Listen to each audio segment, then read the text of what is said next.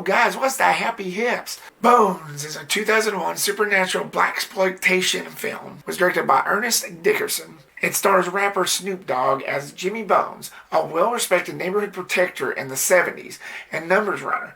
After being betrayed and murdered, his ghost rises, vowing to take revenge on the people who betrayed him and anyone who gets in his way. When I first saw this film back in 2001, when it was released on DVD, obviously I wasn't driving at the time. I couldn't get anybody to go to the theaters with me to see it.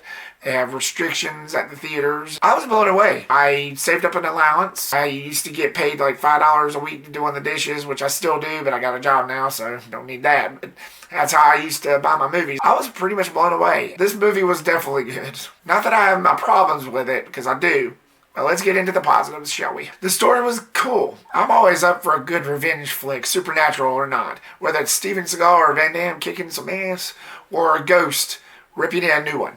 I don't care. I like it. I can always get behind that. It's very tragic what happened to him. He was a gangster, but he was like on the good side of it. He was trying to keep all these drugs out, and then one day he just vanished, as it shows in the beginning credits of this. And I like the way that played out. You know something was wrong. It's 1979. You see him out socializing, helping folks out, and then all of a sudden he just disappears. And you see all these drugs come in, these crackheads and these drug dealers and all. You know something bad happened. As the movie progresses, that's the part of the story that really interested me. It's really personal, really tragic as well. I just love the way that played out. It was very tense. I really enjoyed this film for what it was. Yes, it's cheesy in some spots, but oh well.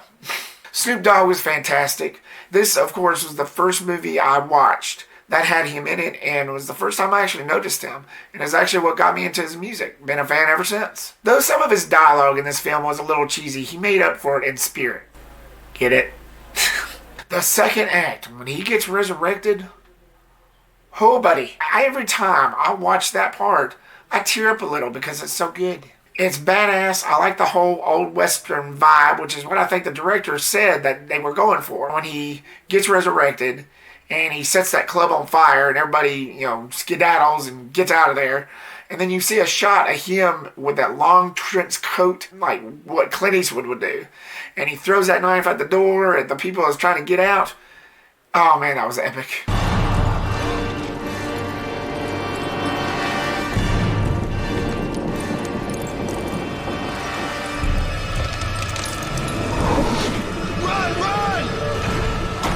It was one of the most epic resurrections of a supernatural flick that I've ever seen. It was wild, it was fun. Some may have seen it as cheesy, and that's fine, but not to me. The coloring of this film was pretty interesting. By the third act, it had all this fog and this eerie spookiness to it, especially when it dealt with the house, the building that was basically the center of attention of this film.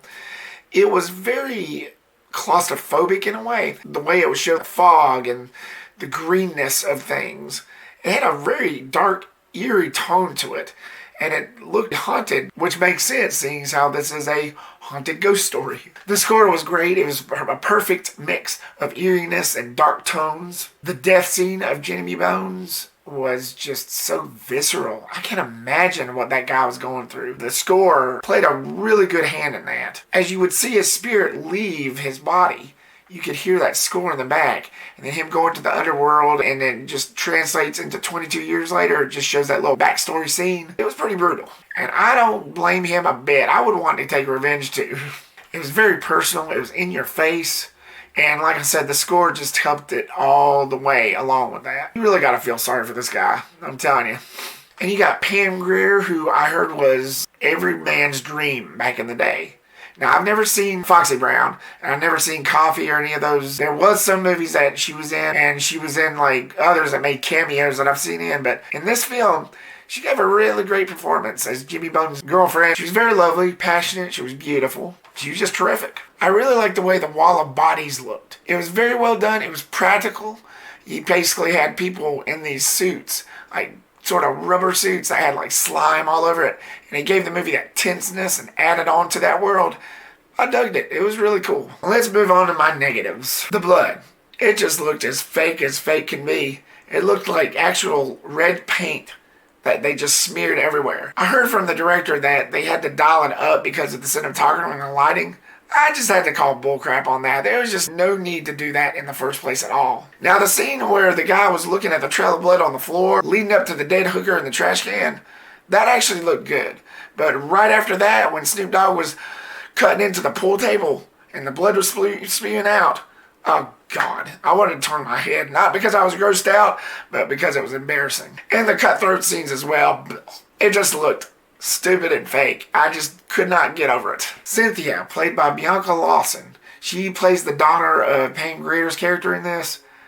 Didn't really care for her. I couldn't get into her performance. It just felt like she was lacking, felt like she was just going through the motions. I couldn't see her being of any use at all, other than what her character turned out to be later on, but still, I just couldn't get behind her. Which puts the whole love interest thing between her and the main character, Patrick, useless. It didn't really do anything for the story. Most of the time whenever I watch it, I didn't this time, but most of the time when I watch it, I usually just skip through. I didn't really see the point. It didn't really do anything. It was pointless. The dialogue, by the time the third act started, it did get a little cheesy. The comedy in this did not work. Especially the scenes where Snoop Dogg was holding two of the guys' heads that he killed, and some of the dialogue in that was just cheesy. It didn't come off comedic.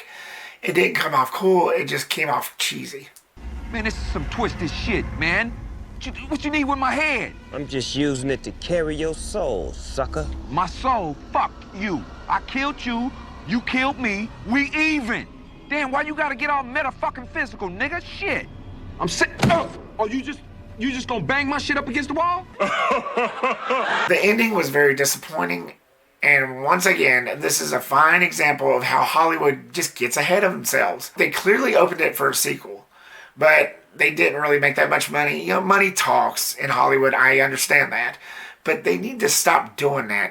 Keep in mind, this was a 20-year-old movie, but they still do that crap, even today. Movies, they end on a cliffhanger, and then they never get around to finishing it. They never get around to explaining anything because they don't make enough money. And in the commentary for this movie, in the original commentary, director Ernest Dickerson actually asked Snoop Dogg if he was up for a second one, and Snoop Dogg actually said, and this is his words, I may be paraphrasing, but ready whenever you are. That's what he said.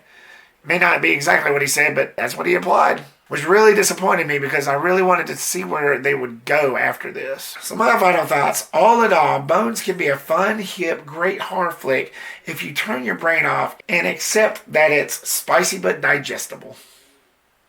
Okay guys, so this movie came out 20 years ago, so you're bound to have seen it. What were your thoughts? Did you like it? Did you find it entertaining? Were you a fan of Snoop Dogg, or are you a fan of Snoop Dogg in general? Or did you find it lacking in just a plain cash grab? Leave me a comment down below and give me your thoughts. Thank you so much guys for watching this video. Ask you to subscribe if you're not a subscriber, like and comment. If you like this content, look forward for more reviews and videos coming soon. And I'll see y'all later. Peace, the Reptastic.